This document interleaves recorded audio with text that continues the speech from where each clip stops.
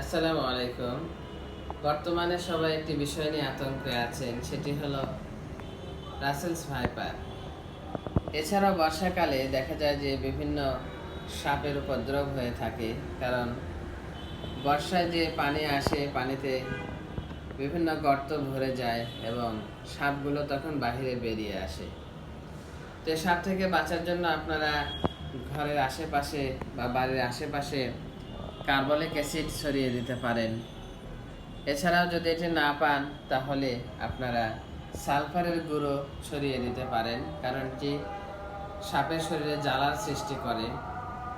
এছাড়াও আপনারা ঘরোয়া কিছু পদ্ধতি, যেমন গোলমরিচ, মরিচের গুঁড়ো, এগুলি আপনারা ছড়িয়ে দিতে পারেন।